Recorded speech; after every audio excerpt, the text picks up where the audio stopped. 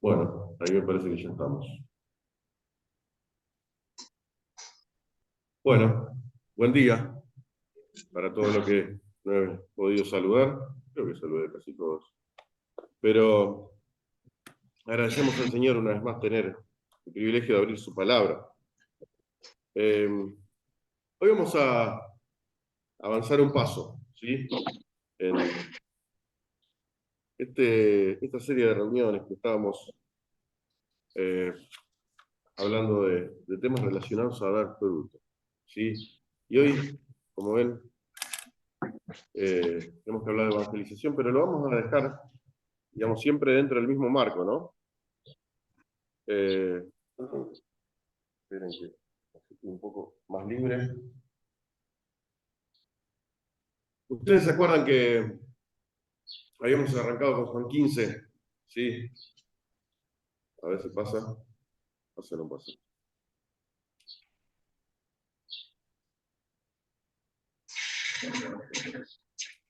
Está andando bien, recién. Hasta recién. A ver. Bueno. No sé si. Sí. Sí, yo recién lo mandé de acá. Pues hace. A ver. No prendido el control. Bueno, ahí está. A ver, pásame un slide. Bien. Como decíamos, estábamos hablando de. Disculpen las prolijidades. Estábamos hablando de. Habíamos arrancado quizás a principios de año, hablando de Juan 15, ¿sí? David y los papas. Ahí está. Habíamos arrancado con ese estudio y dijimos, bueno, ¿para qué el Señor nos ha salvado? Bueno, era el deseo del Señor que dijo, bueno, ustedes son esas pequeñas ramas que están pendiendo del tronco principal de la vid y la vid verdadera soy yo. ¿Sí? ¿Se acuerdan? Y dice, ¿para qué nos ha salvado? ¿Para qué nos ha convertido en pámpanos o en esas pequeñas ramitas de sal? Bueno, el objetivo del Señor era para que den fruto. Después más adelante habla de dar más fruto. Después habla de dar mucho fruto. Después habla de dar un fruto que permanece. Creo que se acuerda eso, ¿no? Y bueno, estuvimos en el punto 1. Estuvimos viendo, dimos esta lista, ¿no? De diferentes formas que la Biblia muestra de que podemos fructificar para el Señor de alguna manera, para que el producto final de la vida, que es el producto final de un árbol es eso, es el fruto, ¿no? El producto final de una pera, un peral es la pera. El producto final de una manzana es la manzana. El producto final del maíz es el choclo. ¿Sí? Bien.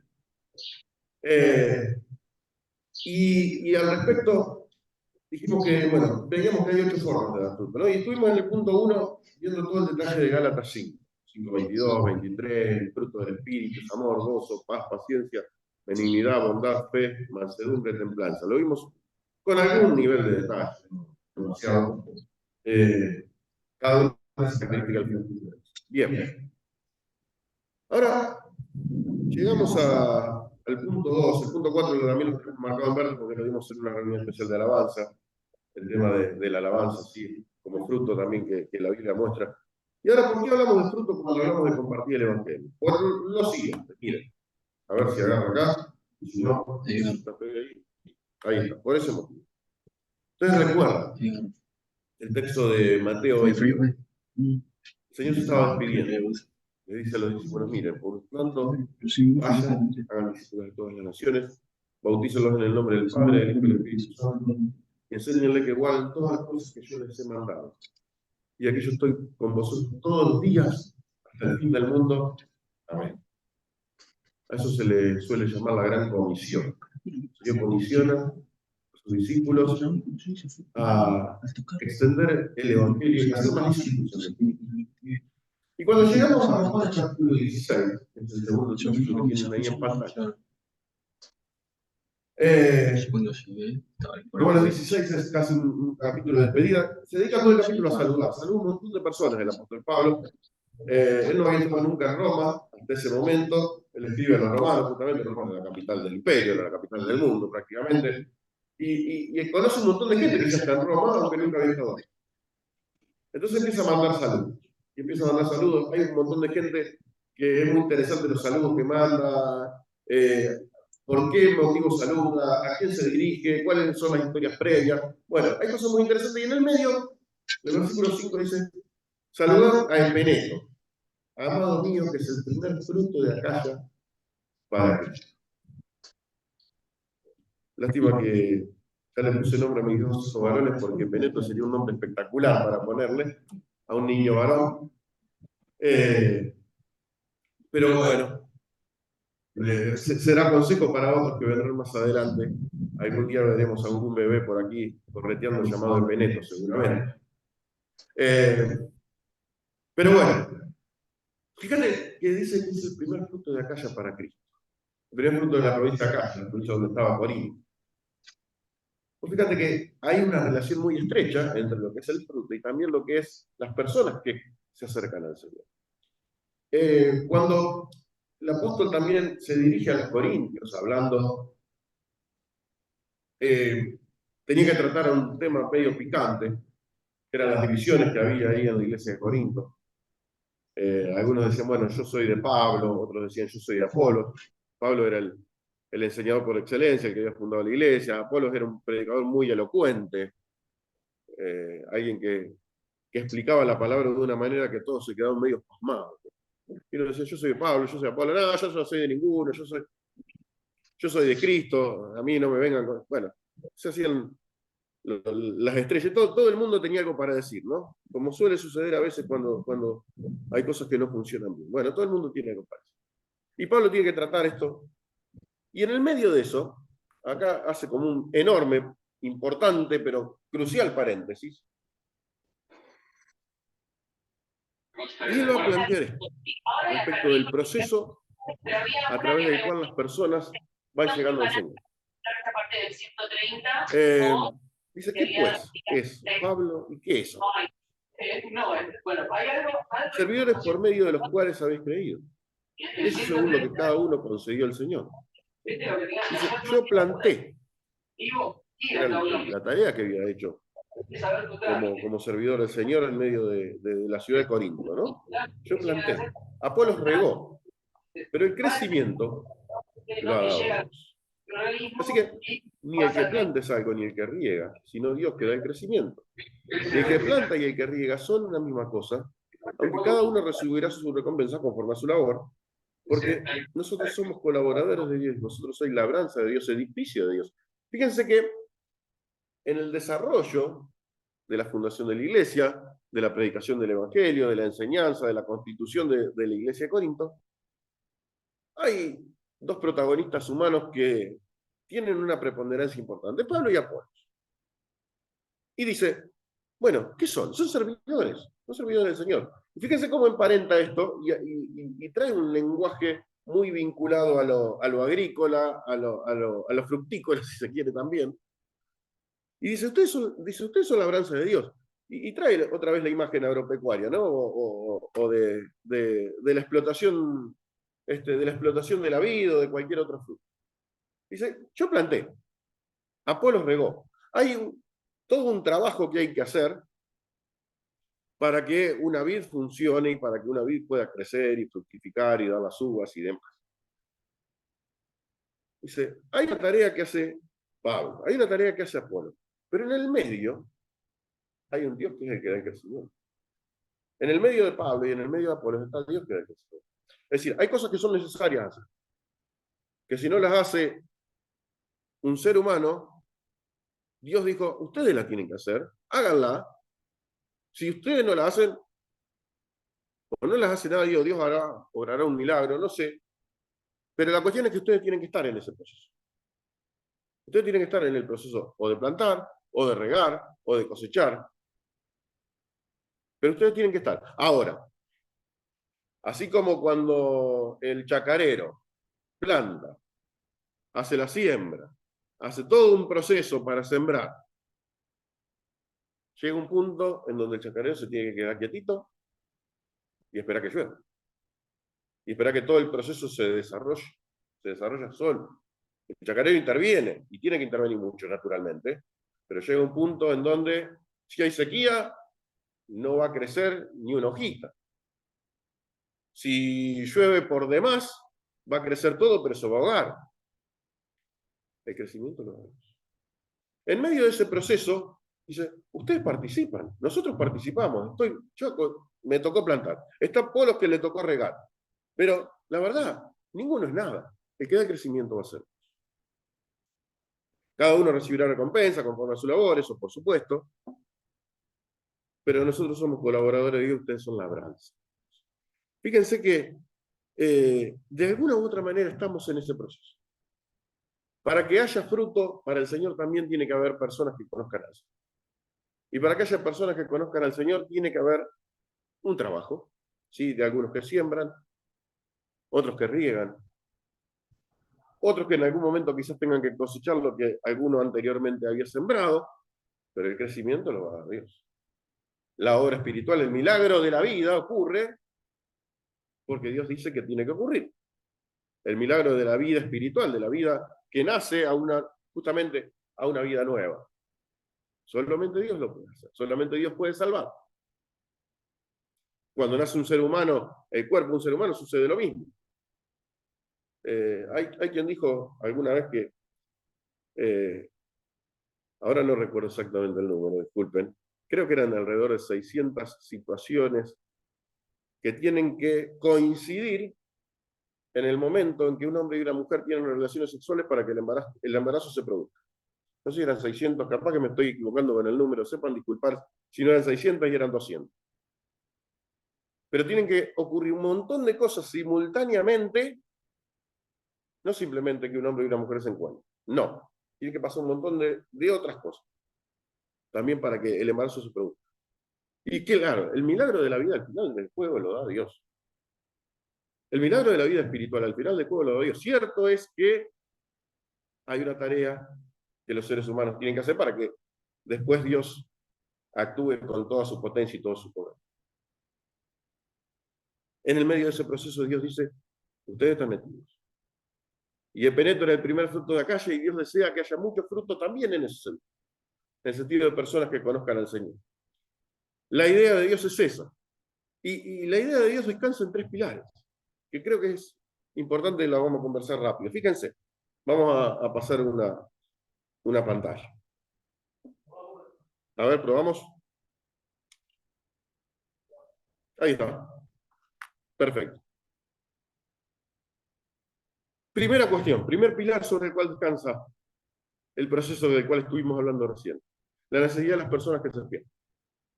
Hay personas que están yéndose derecho, camino al infierno, y el Señor dice, muestra en algún momento y cuenta el Evangelio de Mateo, dice que recorría Jesús todas las ciudades y aldeas, enseñando en las sinagogas de ellos y predicando el Evangelio del reino y sanando toda enfermedad y toda dolencia en el pueblo, y al ver las multitudes, tuvo compasión de ellas, porque estaban desamparadas y dispersas como ovejas que no tienen pastor. Entonces dijo a sus discípulos, a la verdad, la mies es mucha, mas los obreros pocos. Rogad pues al Señor de la mies, que envíe obreros a su mies. Vos fíjate que, claro, Jesús se encuentra en una situación recorriendo y ve multitudes. Y dice que en algún momento tiene compasión de ellas, las ve como ovejas sin pastor. El cuadro era desolador para Jesús. Y digo que era desolador porque hay una expresión que se usa ahí, que es la palabra compasión. Está en el versículo 36. Dice, tuvo compasión de ellas. Y esta palabra compasión deriva de una palabra que quiere decir entrañas. Muchas veces lo comentamos, pero por la duda lo volvemos a comentar. Entrañas significa. Entrañas todas las vísceras de la paz. Básicamente eso.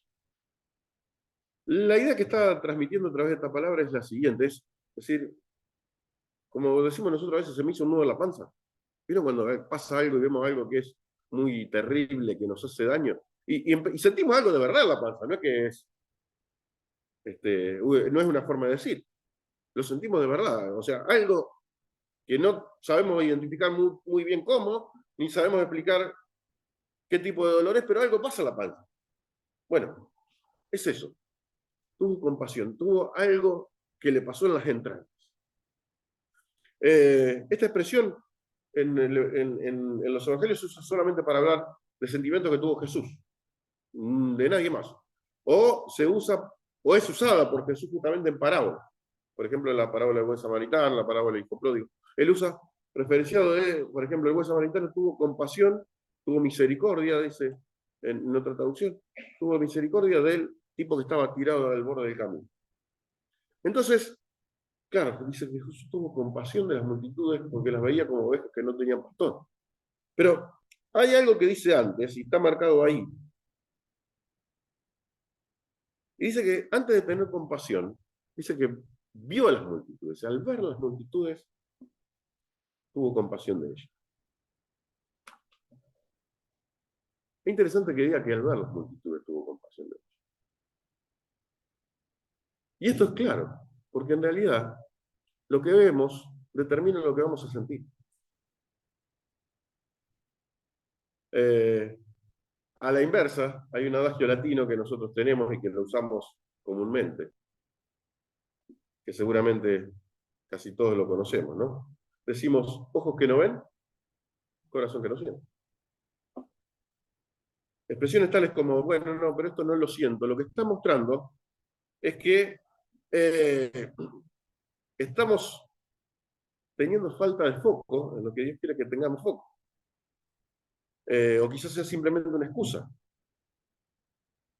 No cumplimos la misión o la comisión porque a veces nos falta compasión.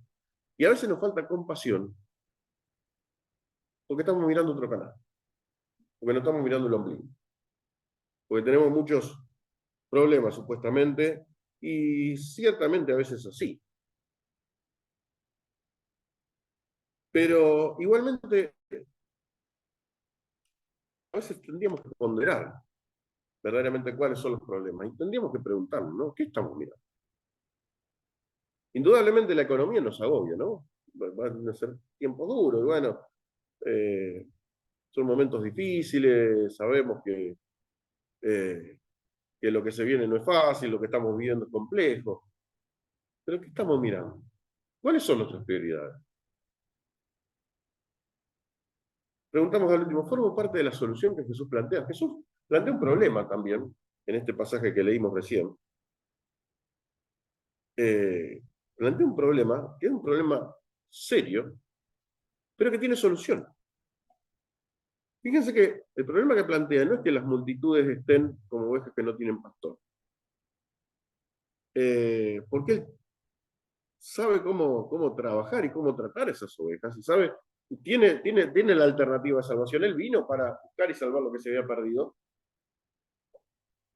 pero necesitaba ¿de qué? De obreros para que se dediquen a eso. Dice, la mies es mucha, o sea, las multitudes son muchas. La mies es mucha. La mies, o sea, la cosecha, ¿no? Lo que es porque para trabajar en ese campo de frutos que puede haber para el Señor es mucho. Pero dice, los obreros son pocos. Hay una desproporción entre el trabajo que hay para hacer y la cantidad de gente disponible para hacerlo. Eso es un problema, que es el verdadero problema que al Señor le preocupa. Las multitudes dispersas como ovejas que no tienen pastor, Él tiene la solución para esas personas.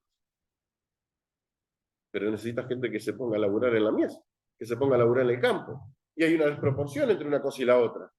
Pero también tiene una solución para esa desproporción. Y no es algo complicado, no es algo difícil, no es algo que requiera de hacer algún invento muy especial. Dice, rogad pues al Señor de la mies que envíe obreros. Quizás a veces la respuesta a, a nuestras grandes preguntas las podemos tener en la reunión de oración, ¿no? que puede pasar en esta iglesia, puede pasar, creo que en casi todas las que conozco pasa más o menos lo mismo. Quizá la respuesta tiene que ver con la vorágine y con que no estamos mirando lo que el Señor quiere que miremos, y que además tampoco estamos prestando atención a esa desproporción que existe, y por lo tanto tampoco vamos a formar parte de la solución que Jesús nos muestra, que es algo sencillo: rueguen al Señor de la mies. Eso sí dice rueguen, no dice pidan. Pedir no es lo mismo que rogar. Pedir es pedir, pedimos y pedimos. Rogar es poner el corazón atrás de ese pedido. ¿Sí? No estamos hablando de lo mismo. Son parecidos, pero no es lo mismo. Dice Jesús: miren, muchachos, hay un momento en que ustedes tienen que dejar de mirar el problema y tienen que mirar al que tiene la solución. Podemos ver las multitudes que están como ovejas que no tienen pastor, pero en algún momento tenemos que mirar para arriba y mirar al que tiene la solución. Entonces la pregunta vuelve: ¿qué estamos mirando? ¿Cuáles son nuestras prioridades? ¿Participamos en ese proceso como Apolos, como Pablo, o simplemente quizás como alguien que está rogando al Señor de la mies que envió obreros?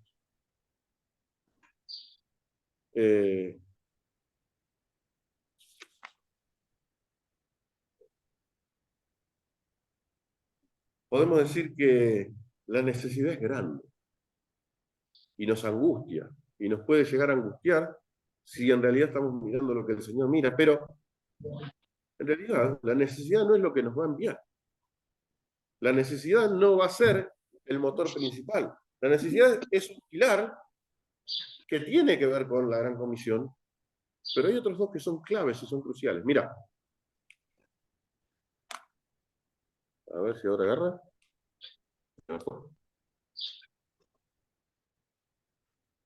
Me parece que... A ver. Pásame unos, ¿querés?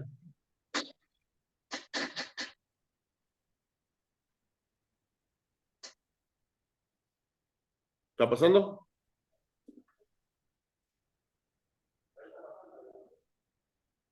A ver, dale uno más. Ahí está. Bien.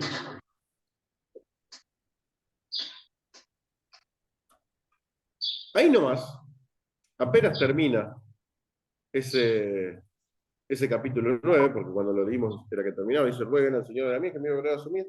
Dice que inmediatamente después, capítulo 10, versículo 1, dice: entonces llamando a sus 12 discípulos, le dio autoridad sobre los espíritus inmundos para lo que echasen fuera y para sanar toda enfermedad y toda dolencia. Luego se narra cómo elige a los 12 apóstoles y cómo los comisiona a ir de 2 en 2. La realidad es que no es la necesidad de lo que nos va a enviar, es el Señor de la mies. Hay un mandato de parte del Señor que tuvo lugar ahí en ese momento específico para con los discípulos, que tiene lugar para con nosotros cuando leemos Mateo 28, como leímos al principio, que tiene lugar también en Marcos capítulo 16, cuando dice: ir por todo el mundo y predicar el evangelio a toda criatura. Bueno, voy al baño, me cambio Y de cierto es que no es simplemente que hay una necesidad, Listo. hay un mandato. Tenemos la necesidad de los que se pierden, pero no es la necesidad, como decimos ahí, lo que nos va a enviar, sino que es el Señor de la mies. Ustedes saben, respecto de los mandamientos del Señor, siempre tenemos que tener presente esto, tanto en este caso como en cualquier otro que se nos presente. Y es que Jesús no desea que cumplamos sus mandamientos por imposición, sino por convicción. Él dice que sus mandamientos no son gravosos. El hacer tu voluntad me ha agradado, decía el salmista David, ¿no? El Salmo 40. Primera Juan, justamente Juan dice que no, los mandamientos del Señor no son gravosos. Y no solo eso, sino que además, y acá es interesante, ¿no? Como el Señor vincula una cosa con la otra, porque si ustedes leen en el capítulo 9, él dice: bueno, fíjense, hay una desproporción. La mies es mucha, los obreros pocos. Rueguen al Señor de la mies que envíe obreros a su mies, que ahí lo llama.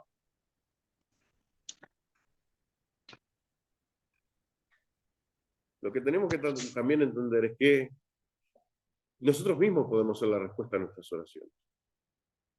Porque a veces oramos por algo que el Señor está llamando para que nosotros seamos los que respondamos a ese mismo pedido. Ahí en el libro de Romanos, en el capítulo 9, Ahí citamos un texto. Porque como decíamos, no es lo mismo pedir que rogar. Y el capítulo 9 de Romanos, Pablo está hablando de Israel y de todo el plan que Dios tiene para Israel. El capítulo 9, 10, 11 del libro de Romanos son capítulos muy, muy interesantes. A veces se complejiza un poco, pero cuando se lo agarra despacito y con ganas, no es tan difícil. Pero, como decíamos, debemos entender que nosotros mismos podemos ser la respuesta a nuestra oración. Y en Romanos capítulo 9, él dice que él amaba a su pueblo, no él era judío de origen, ¿sí? Él, eh, si bien se sabía ciudadano del cielo, se sabía ciudadano romano también por derecho propio, su pueblo era el pueblo judío, él era israelita de nacimiento, él era de la tribu de Benjamín, hebreo de hebreos y demás. Y claro, él veía la condición de sus compatriotas, él veía cuán alejados del plan de salvación de Dios tenía su propia nación. Él veía que Dios había mandado a Jesucristo a salvar a toda la humanidad, pero en primer lugar a las ovejas perdidas de la casa de Israel, y la casa de Israel no le estaba dando ni 5 bolillas. Y entonces él dice ahí, en Romanos capítulo 9, que él rogaba por sus compatriotas, él rogaba por su nación, y dice, yo estaría hasta dispuesto a convertirme en anatema, en una maldición, con tal de que mis compatriotas se pudieran llegar a ser. Es decir, yo estaría dispuesto a renunciar a lo más precioso que tengo, que es la salvación en Jesucristo, con tal de que ellos puedan llegar a conocer al Señor. Y naturalmente que no está diciendo ahí que existe una transferencia de salvación, ni nada que se le parezca. Simplemente está mostrando que él está dispuesto a renunciar a lo más precioso que tiene, con tal de ver que sus compatriotas, que su pueblo, que su propia nación se pudiera volver al Señor. Eso sí que es una nación comprometida. Nosotros tenemos miles de pedidos de oración por día, por semana, por mes. Y la verdad que muchas veces oramos con deseo, con ganas, con compromiso, nos presentamos delante de Dios, derramamos nuestro corazón y demás. Y otra vez oramos porque tenemos que orar. Porque fulano me pidió oración por sultano y bueno, yo oro por sultano. ¿Qué va a hacer? En el mejor de los casos, a veces ni siquiera eso.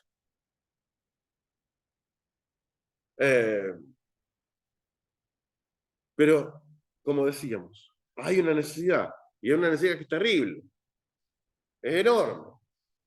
La tarea es enorme, hay una solución para esa tarea, qué bueno. Pero no es la necesidad, sino es el Señor de la mies, el que nos va a enviar. Y por eso también Él emitió sus mandatos, que no son gravosos. Ahora, último punto.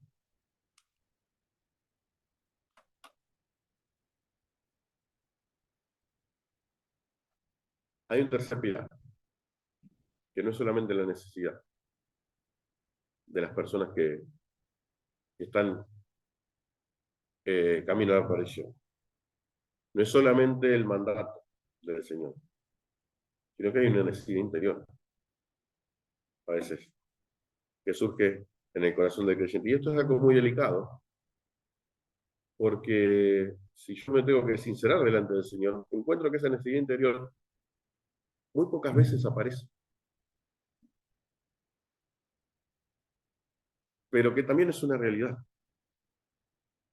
Eh, y que el apóstol Pablo, fíjense que dice, ahí estaba el texto de 1 Corintios capítulo 9, pues si anuncio el Evangelio no tengo por qué gloriarme, o exaltarme, o jactarme, porque me es impuesta necesidad. Y ay de mí si no anunciar el Evangelio. Ay de mí, ¿por qué? ¿Porque le tiene miedo a Dios? No, porque le tiene miedo a su conciencia. Ay de mí, hay algo adentro que me moviliza.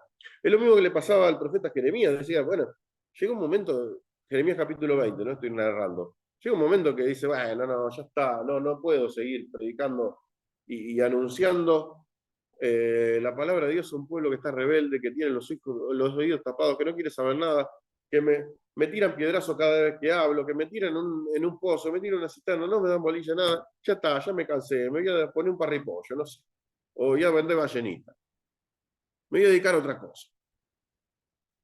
Pero dice que había como un fuego dentro de él que le quemaba hasta los huesos y que decía, Él tenía que seguir llevando el mandato de Dios. Entonces Pablo dice, bueno, por lo cual si lo hago de buena voluntad, lo de anunciar el Evangelio, voy a tener recompensa.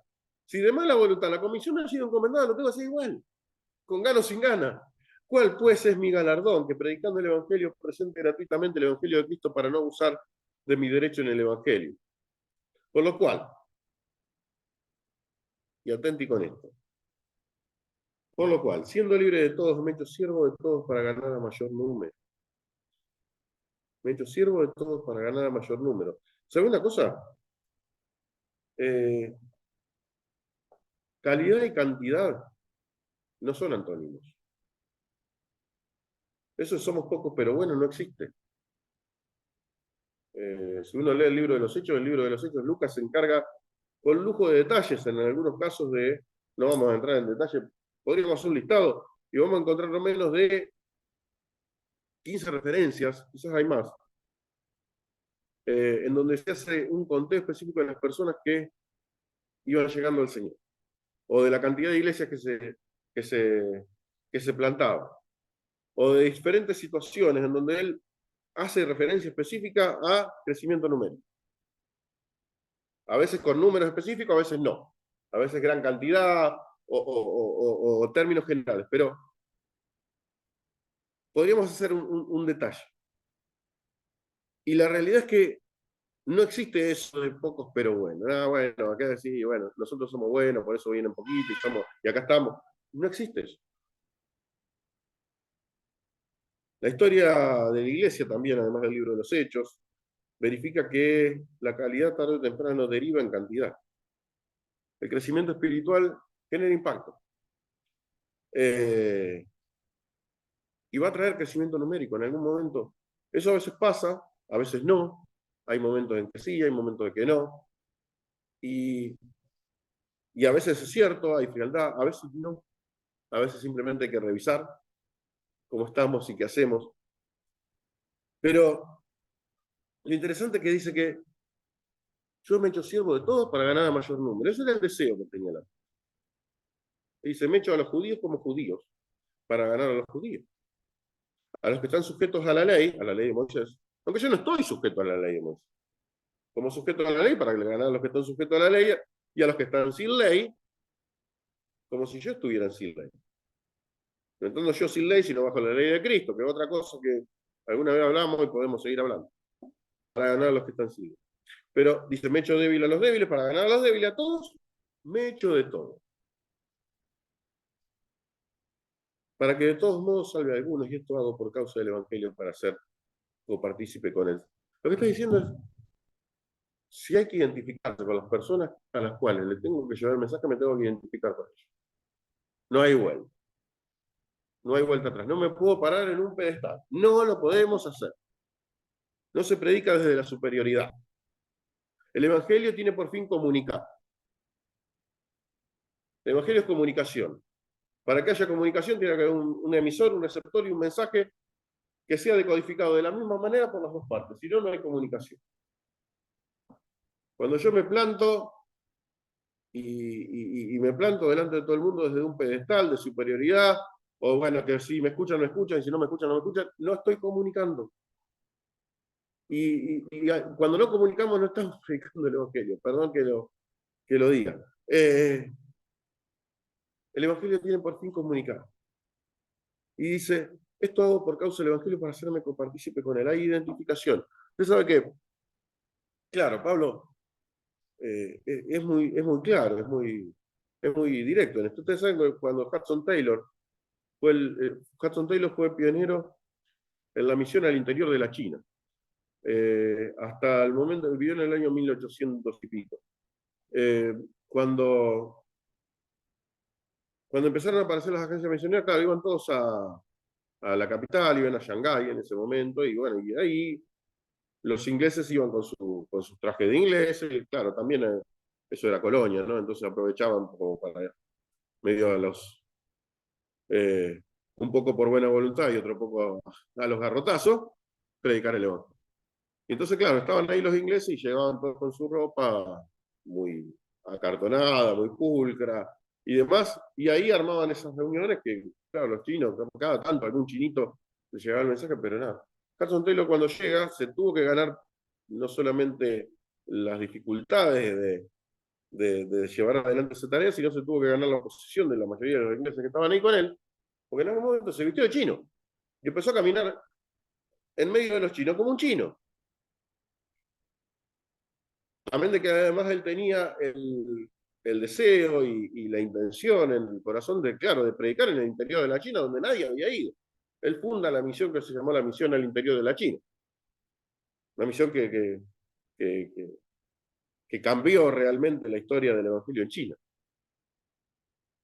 Pero claro, hasta que no se identificó y de vivir la vida como viven los chinos, para que el Evangelio le pudiera llegar a los chinos y no identificarse y no tener una vida como la cultura de los chinos tenía. Y si hay cuestiones culturales, obviamente, que muchas veces el misionero a veces tiene que encontrarse con cuestiones culturales en los lugares donde llega, que están totalmente contrarias a la palabra de Dios, naturalmente que eso no lo va a imitar, naturalmente que eso no lo va a bancar, pero donde hay cuestiones culturales que son neutras, indudablemente tiene que empezar a hacerse de todo para ganar a todos los que necesita, o todos los que el Señor ha puesto en su corazón, porque si no, es como que nos estamos plantando en un lugar de superioridad, y eso es lo que Hudson Taylor entendió, eso es lo que Pablo entendió, y simplemente lo que estaban siguiendo era seguir el modelo de Jesús. Ni más ni menos que eso. Jesús se hizo como uno de nosotros. Jesús se hizo como uno de nosotros, vivió de la manera que vivimos cualquiera de nosotros, vivió como vivió un judío cualquiera del momento que le tocaba vivir, en ese contexto cultural, en ese momento determinado. Y claro, por eso el escritor a los Hebreos dice que Jesús fue tentado en todo según nuestra semejanza. Claro, fue un hombre común y corriente como todos. Se despojó, se autolimitó de sus atributos divinos para venir a vivir la vida que vivimos todos nosotros. Simplemente para mostrarnos que existía verdaderamente un modelo perfecto para vivir. Ese modelo era él. Pero para hacerlo se tuvo que identificar. Y nos dejó también ese ejemplo para que, como decía el apóstol, bueno, yo me hice de todo para que de todos modos salve a algunos. Y me he hecho siervo de todos para ganar a mayor número. Terminamos acá.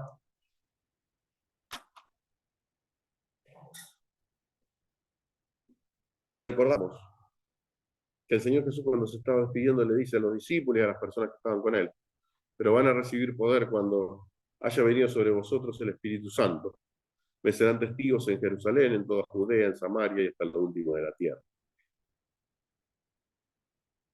Un testigo simplemente cuenta lo que vio y oyó. No tiene que ser un super predicador, no tiene que ser siquiera un predicador, tiene que ser un testigo. Un testigo no da un discurso. Un testigo cuenta.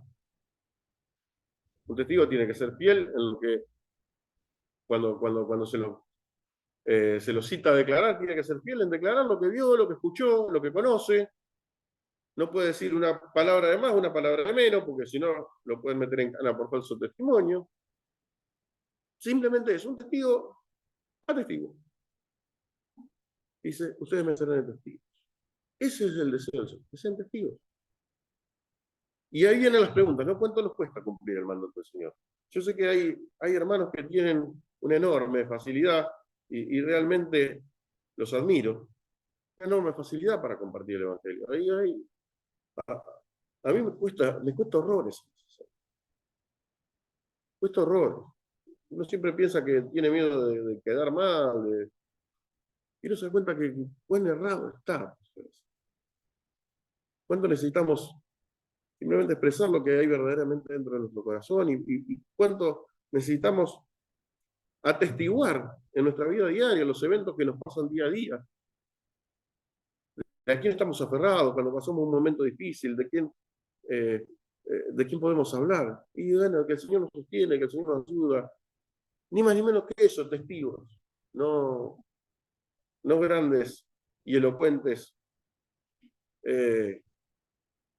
oradores, simplemente testigos. Pregunto, ¿qué grado de compromiso hay en nuestra oración? ¿Cuán cercana está la voz de Dios en nuestro corazón para decir, che, me es impuesta necesidad? A veces no me es impuesta necesidad, no tengo necesidad de predicar el evangelio, pero también porque capaz que la voz de Dios está lejos de mí. Y no me es impuesta necesidad, muchas veces no me es impuesta necesidad. En la realidad, me pasa lo contrario de lo que le pasa al apóstol. A veces tenemos que sincerarnos delante del Señor y decirle, esto a mí me pasa sinceramente, me sucede exactamente lo contrario de lo que dice acá. Por eso preguntamos, ¿tengo la necesidad interior de anunciar el Evangelio? Mucho más que el deber que está, mucho más que el mandato que es real, aún mucho más que la necesidad. ¿Cuán cerca estoy de Dios para que Él me lleve a que lo que necesito dentro mío sea lo mismo que Él necesita de mí? Esas son las preguntas que nos podemos hacer. Y que, bueno, nos tienen que quedar picando, ¿no? Y nos tienen que quedar picando para que el Señor nos haga subir un pasito más. Otra forma de dar fruto es esta, participar en el proceso que el Señor estableció. Él podía haber salvado a todos de un solo plumazo, con un solo acto divino, con un solo decreto, lo podría haber hecho. Por algún motivo o por otro nos hizo participar en ese proceso. Bueno, ahí está. Una buena forma de dar fruto es esa.